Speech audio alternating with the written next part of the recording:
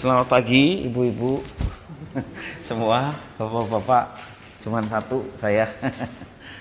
Ya, baik, sebelum kita akan bersama-sama belajar firman Tuhan, hari ini pembacaan kita sampai pada 1 Korintus pasal yang ke-16. Nanti menjadi bahan perenungan di ayat 10 sampai 18. Baik, sebelum kita akan belajar firman Tuhan, mari kita akan berdoa bersama. Tuhan Bapa di sorga, di dalam nama Tuhan Yesus kami datang padamu mengucapkan syukur dan terima kasih kepada Tuhan yang memelihara hidup kami sampai pada hari ini. Dan kami boleh kembali dapat berkumpul bersama-sama di rumahmu ini untuk berdoa dan berkesempatan untuk terus belajar firman Tuhan. Biarlah Tuhan memampukan kami untuk dapat memahami firman yang kami pelajari, dan lebih dari semua itu, prinsip kebenaran firman Tuhan itu kami terapkan dalam hidup kami. Terima kasih Bapa, inilah diri kami sedia untuk belajar firman-Mu. Demi nama Yesus, Tuhan Juru Selamat kami berdoa. Haleluya, amin. Mari kita membaca firman Tuhan dalam 1 Korintus pasal yang ke-16. Nah Bapak Ibu Saudara-saudara yang dikasihi oleh Tuhan, setiap orang pasti mempunyai permintaan, betul ya? Apalagi itu sudah menjelang akhir dalam kehidupannya. Ini menjadi hal yang wajar dan manusiawi, ya. Terlebih kalau seorang yang khususnya hendak mengakhiri kehidupannya, permintaannya itu didengar oleh orang yang masih hidup, ya. Karena dianggapnya permintaan ataupun permohonannya itu sangat penting. Dan orang biasa menyebut permintaan terakhir itu sebagai apa? Wasiat. Ya. Rasul Paulus mempunyai permintaan kepada jemaat di Korintus. Yang pertama, ya, ia meminta agar warga jemaat Korintus bersedia menerima para pemberita Injil yang akan datang kepada mereka. Ya. Bukan sekedar menerima saja, Rasul Paulus memohon agar mereka memperlakukannya dengan ramah, ya. Di dalam ayat yang ke-8 tadi, ketika Rasul Paulus menuliskan bahwa akan ada Timotius yang datang, jangan kamu memperlakukan dia rendah, tetapi perlakukanlah dia dengan ramah. Dan Rasul Paulus meminta agar mereka menerima Timotius sehingga Timotius tidak merasa takut. Nah, rupanya orang Korintus ini dalam tanda petik mungkin agak ganas-ganas, ya. Sehingga Rasul Paulus memohon kepada orang-orang di Korintus, kalau ketemu dengan Timotius janganlah membuat Timotius itu menjadi takut di sana. Mereka harus menghargai Timotius. Mereka juga diminta untuk menerima penginjil-penginjil yang lain. Siapa tadi? Salah satunya adalah Stefanus, ya. Dia jemaat pertama yang dimenangkan di Akaya. Sehingga ketika ia datang mengunjungi orang-orang di Korintus, terimalah mereka. Selain Stefanus juga ada Fortunatus. Selain itu juga ada Arkaius, ya. Rasul Paulus meminta agar mereka juga bukan saja menerima orang-orang yang telah melayani Injil, ya. Tadi ada Timotius, Stefanus, Fortunatus, dan Arkaius, ya. Tetapi mereka juga senantiasa berjaga-jaga dan teguh di dalam iman. Itu permintaan Rasul Paulus. Nah, sekilas permintaannya itu sepertinya biasa aja, yang namanya minta supaya orang yang datang diterima, ya. Tetapi kalau kita bersama-sama mencermati apa yang diminta oleh Paulus, bukan sekedar permintaan biasa. Rasul Paulus tahu betul apa permintaannya. Ia juga tahu betul bahwa warga jemaat di Korintus dapat memenuhi apa yang diminta oleh Rasul Paulus. Di dalam kisah ini kita dapat belajar. Apa pembelajarannya? Kita meminta sesuatu kepada siapapun, kita harus tahu apa yang kita minta dan tidak asal meminta. Ya, tentunya ketika kita minta kepada seseorang, kita tahu apa yang kita minta, bukan sekedar minta tapi juga kita tahu bahwa mereka bisa melakukannya. Ya tentunya dengan tulus, ikhlas, ya, dan juga tidak memaksa seseorang untuk melakukan apa yang kita minta. Dan mengetahui apa yang kita minta, kita juga membuat permintaan kita menjadi jelas. Tadi permintaannya apa? 2 ya. Yang pertama, supaya mereka menerima para penginjil dengan ramah dan baik. Ya, selain itu juga menolong mereka supaya mereka tinggal di sana tidak menjadi takut karena ada saudara-saudara seiman yang memelihara mereka. Dan yang kedua, mereka tetap berjaga dan teguh imannya. Ya, itu permintaan Paulus. Ya, sangat jelas karena Rasul Paulus tahu apa yang diminta. Nah, kita juga kalau di sini Rasul Paulus meminta sesuatu kepada orang lain, Rasul Paulus juga memungkinkan untuk diminta sesuatu. Ya ini bukan balas budi, tetapi kita pun ketika diminta pertolongan oleh orang lain dan kita sanggup melakukannya, maka kita memiliki kewajiban untuk memenuhi segala permintaan itu dengan baik tentunya. Orang yang meminta pertolongan kepada kita tentunya mereka merasa bahwa kita sanggup untuk melakukannya. Maka ketika ada orang yang meminta kepada kita pertolongan, ya tentunya kita dapat melakukannya dengan baik.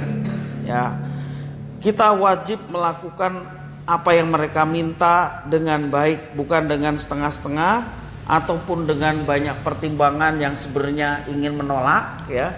Tapi kita melakukannya dengan sungguh-sungguh sehingga prinsip keadilan itu ada, ya.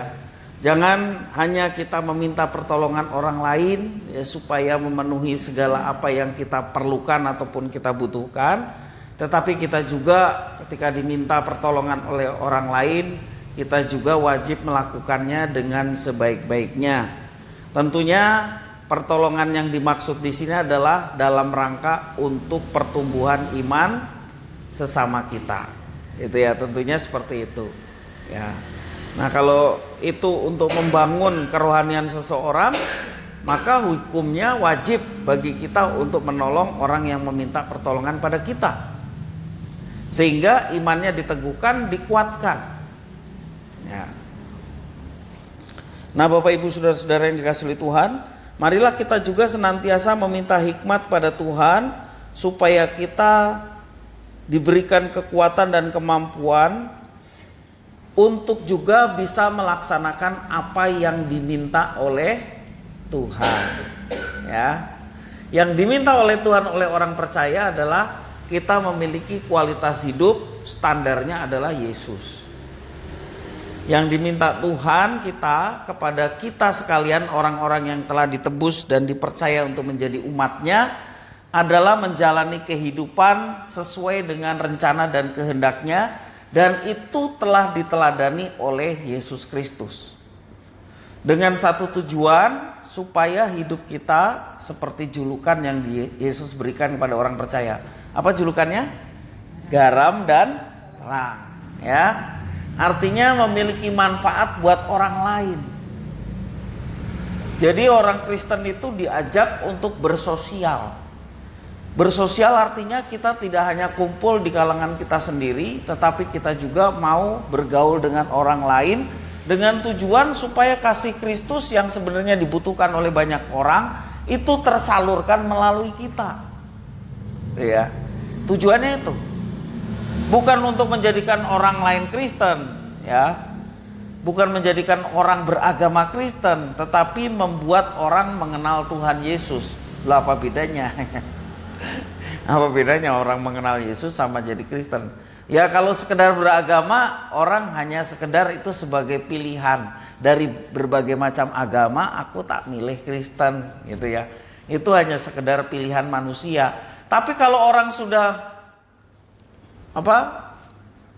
istilahnya nyekrup sama Tuhan, ya, dia akan ikut Tuhan karena kita meyakini kalau dia sungguh-sungguh mengikut Tuhan. Karena memang Tuhan yang telah memanggil dia untuk menjadi umatnya, menjadi muridnya, gitu ya. Jadi kita menjadi saluran berkat bagi mereka karena memang julukan kita sebagai garam dan terang. Garam itu bermanfaat ketika ada orang yang merasakan, nggak bisa kita rasakan sendiri. Terang itu akan bermanfaat ketika terang itu ada di dalam kegelapan, maka terang itu berfungsi. Maka kita diminta untuk bergaul ataupun bermasyarakat sehingga kita boleh menjadi berkat bagi orang lain. Kan kalau dibilang terang, tidak hanya terang, kamu adalah terang dunia. Jadi yang menerangi dunia. Padahal yang menerangi sesungguhnya adalah Yesus. Tapi karena Yesus sudah bersekutu dengan kita dalam hidup kita, maka Yesus yang adalah terang ada dalam diri kita, itu kita boleh pancarkan dalam hidup kita sehari-hari. Itulah yang Tuhan minta, ya. Jadi Bapak Ibu Saudara, jangan kita berkomunikasi kepada Tuhan hanya sekedar untuk memenuhi permintaan kita saja. Tetapi adakah yang menjadi perenungan bagi kita, adakah sesuatu yang sudah kita lakukan berdasarkan permintaan Tuhan atas kita? Kalau sesama orang lain juga seperti itu, terlebih kepada Tuhan yang sudah menebus dan memilih kita menjadi umatnya. Mari kita laksanakan semuanya itu dengan tulus hati, tulus ikhlas, ya, bukan dengan terpaksa atau sekedar memenuhi kewajiban, tetapi karena ada kasih. Memang kekristenan dilandasi oleh kasih, baik kasih kepada Tuhan maupun juga kepada sesama kita. Dan percayalah, kalau landasannya kasih seperti Yesus, maka segala sesuatu yang kita kerjakan itu pasti berhasil. Amin. Segala sesuatu yang kita kerjakan itu pasti memberikan dampak yang baik.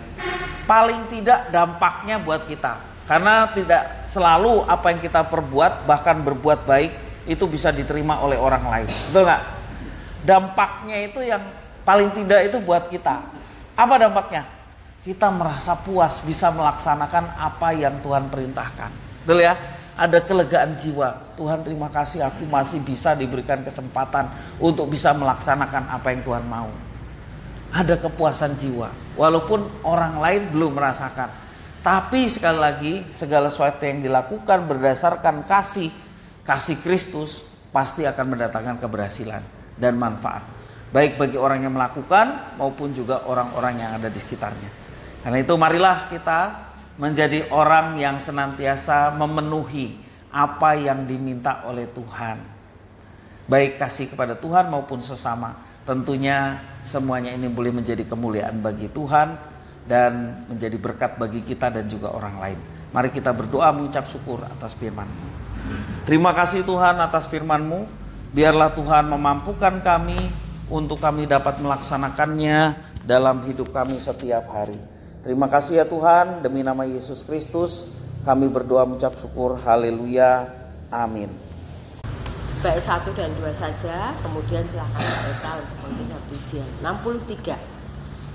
Nyanyian pujian 63.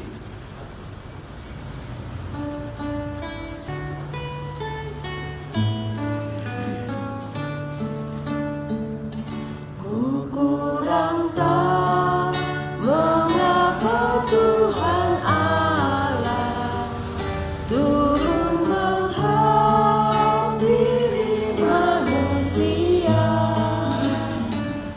Mengapa Kristus bagaikan gembala mencari yang sesat di dunia. Namun ku tahu di Betlehem lahirnya hanya palungan tempat tidurnya. Dan di Nazaret Dia pun bekerja. Dialah Yesus Juru Selamat dunia. Bait yang kedua. Ku kurang tahu betapa sengsaranya selama hidupnya di dunia. Di kayu salib Dia menderita